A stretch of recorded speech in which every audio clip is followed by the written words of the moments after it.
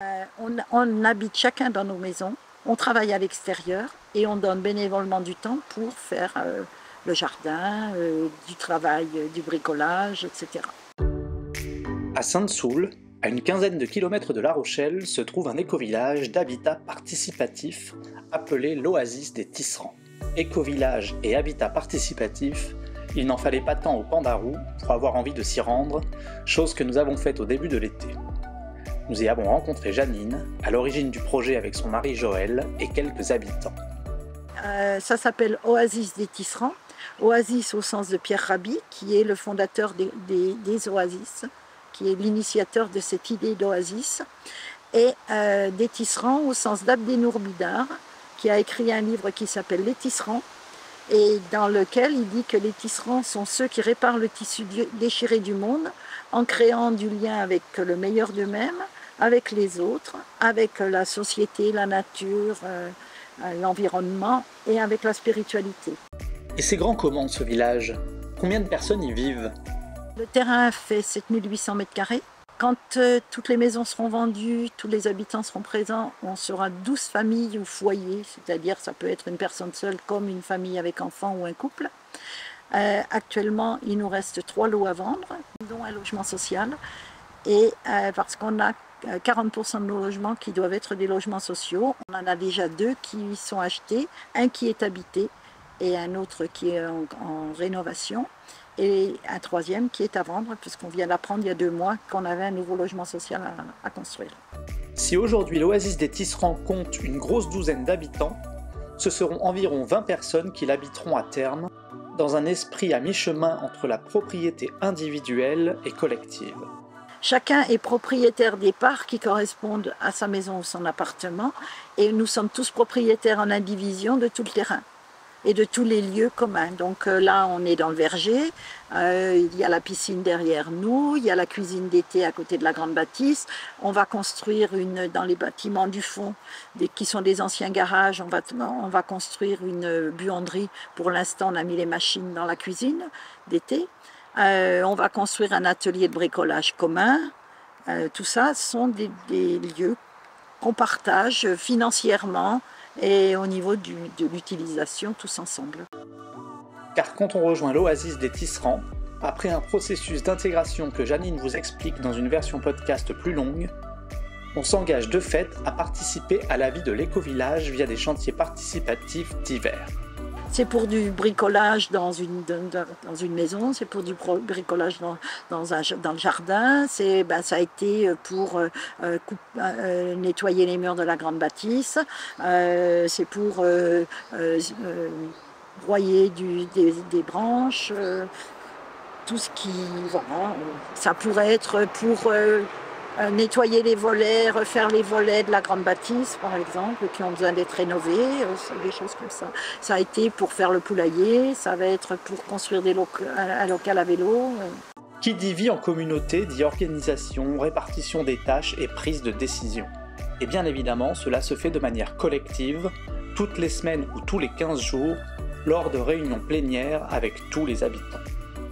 On se forme à la gouvernance partagée, donc on prend les décisions par consentement, c'est-à-dire que quand quelqu'un il y a une proposition qui est faite, quelqu'un dit « moi j'ai une objection », il doit amener une amélioration à cette proposition et on refait un tour de parole et voilà, et jusqu'à ce qu'il n'y ait plus d'objection. On n'est pas forcément d'accord à 100% avec la décision qui est prise, mais on considère qu'on peut vivre avec cette décision et c'est ça qui fait le consentement. Alors quand il y a des tensions un petit peu trop fortes, on peut se faire aider et on s'est fait aider par exemple par quelqu'un de la coopérative Oasis qui est venu faire un cercle restauratif pendant 2 jours où on peut déposer avec quelquefois un peu de violence tout ce qu'on ressent à l'égard de telle personne, tel groupe de personnes, etc. Et on est en sécurité parce qu'on a quelqu'un de facilitateur qui nous garantisse qu'on ne va pas se taper dessus et qu'on arrive et on fait des exercices. Voilà. On essaye aussi maintenant, on avance aussi, on grandit, on essaye quand on a un problème avec quelqu'un de le voir en tête-à-tête pour essayer d'une façon plus calme de discuter de ce problème, quitte à demander à quelqu'un de venir nous soutenir, enfin nous faire un petit peu le médiateur, un autre membre du groupe par exemple. Bon, et quand on vit dans un éco-village avec des habitats participatifs, ça veut dire qu'on prend tous nos repas ensemble par exemple? Non, on déjeune ensemble, quelquefois, parce qu'il y a longtemps qu'on n'a pas déjeuné ensemble, alors là, nous dit si on mangeait ensemble ce dimanche, ou voilà. Quelquefois on fait un apéritif aussi, ça nous prend, on a envie de se retrouver et on fait un apéritif. Quand on fait du travail participatif, des chantiers participatifs, généralement on mange tous ensemble.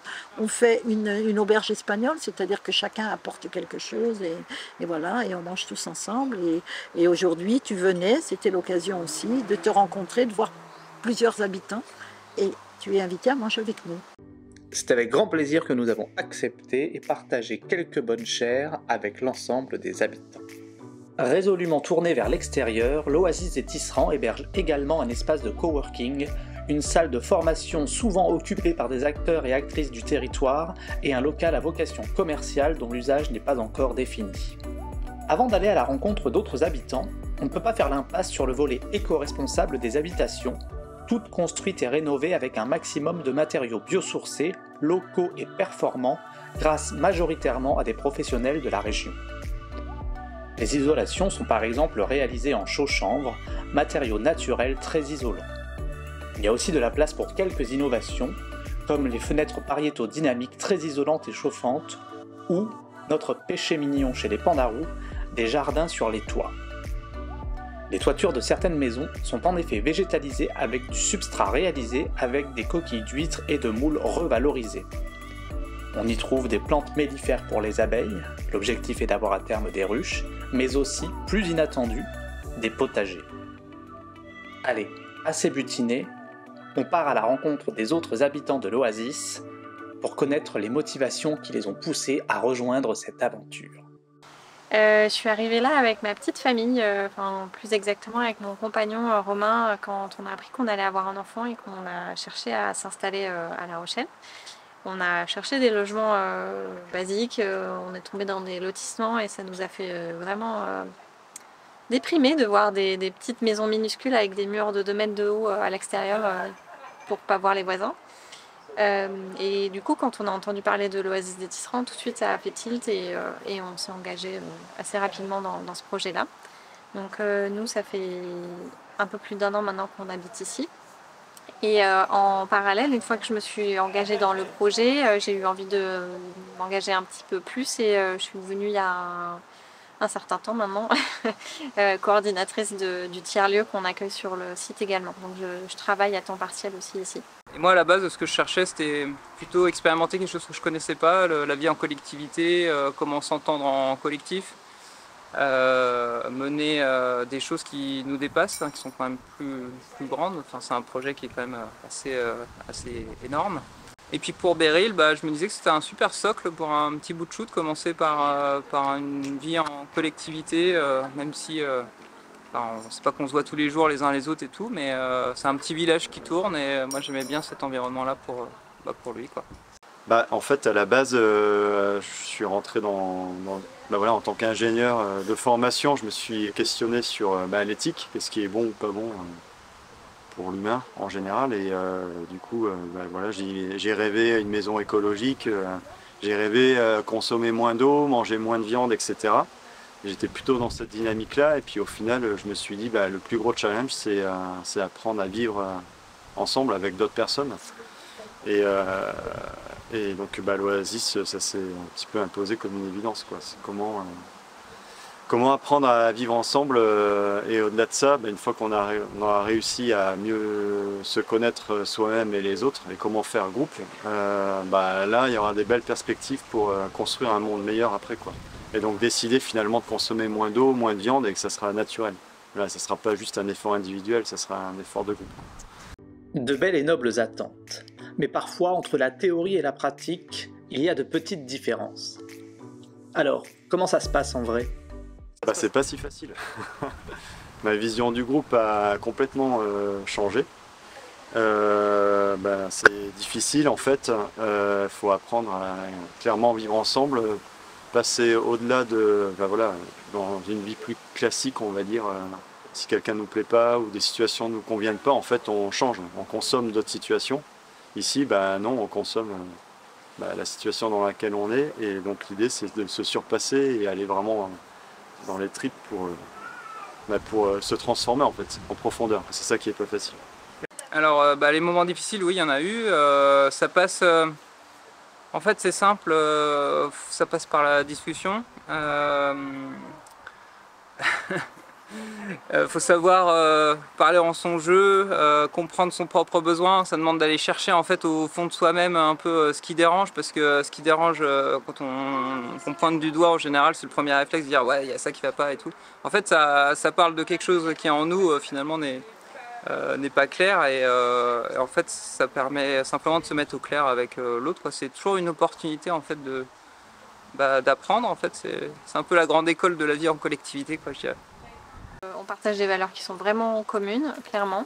Et oui, en fait, on apprend sur le tas, on apprend des techniques, on apprend des choses, on fait du travail sur soi, et au fur et à mesure, on arrive petit à petit à travailler ensemble et à fonctionner en collectif ensemble de manière un peu plus sereine.